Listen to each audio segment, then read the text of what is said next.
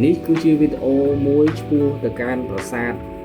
ពីរដែលមានឈ្មោះថាប្រាសាទរវាងជាមួយនឹងប្រាសាទសែនបាត់ណុលដែលនៅខាងកើតភ្នំជីសូរនេះបងប្អូនបាទផ្លូវជាមួយនឹងការធ្វើដំណើរបាទចូលទៅខាងក្នុងប្រាសាទបាទតែប៉ុន្តែមានផ្លូវមួយទៀតបងប្អូនណាប៉ុន្តែខ្ញុំចូលខុសដោយសារខ្ញុំចូលតាម map អញ្ចឹងបងប្អូនអាចមើលបានបាទជាមួយនឹងទីតាំងផ្លូវក៏ដូចជាស្ថានភាពនៃការចូលទៅខាងក្នុងអញ្ចឹងបងប្អូនកុំភ្លេចទស្សនាជាមួយនឹងវីដេអូនេះបាទឲ្យចប់ផងសួស្តីបងប្អូនទាំងអស់គ្នានេះគឺជាប្រាសាទមួយដែលបងប្អូនយើងនិយមអត់សូវស្គាល់ប៉ុន្មានទេតែវាច្រើនគឺបងប្អូនយើងគាត់ទៅលេងខាងប្រាសាទនៅខាងលើប្រាសាទនៅខាងលើនេះគឺជាប្រាសាទភ្នំជីសូរ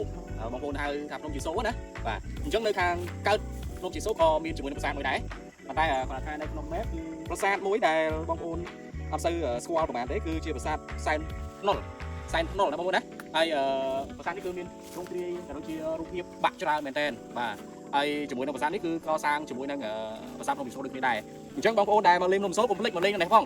បាទបងប្អូននេះគឺជាផ្លូវមួយទៀតសម្រាប់បងប្អូនដែលចង់ទៅមើលប្រាសាទមួយទៀតដែលមានឈ្មោះថាប្រាសាទសែនរវៀងណាបងប្អូនណានៅខាងកើតប្រាសាទសែនភ្នុលបាទអញ្ចឹងនេះគឺជាទិដ្ឋភាពបាទទាំងស្រុងក៏ដូចជារូបភាពបាទប្រាសាទបាទក៏ដូចជាទ្រង់ទ្រាយដើមនៃប្រាសាទសែនរវៀងគឺមានសភាពនៅល្អប្រន់បើជាងប្រាសាទសែនភ្នុលបាញ់មិញហើយក៏យើងមានឃើញស្នាមបញ្ចូលពីខាងអាជ្ញាធរអាស្រ័យដូចគ្នាដែរអញ្ចឹងបងប្អូនកុំភ្លេចណាមកលេងនៅភ្នំជីសូរកុំភ្លេចពីប្រាសាទទៀតគឺមានប្រាសាទសែនភ្នុលជាមួយនឹងប្រាសាទសែនរវៀងណាបងប្អូនណាបាទនៅខាងកើតតែបងប្អូននិយមឃើញពីខាងលើភ្នំមក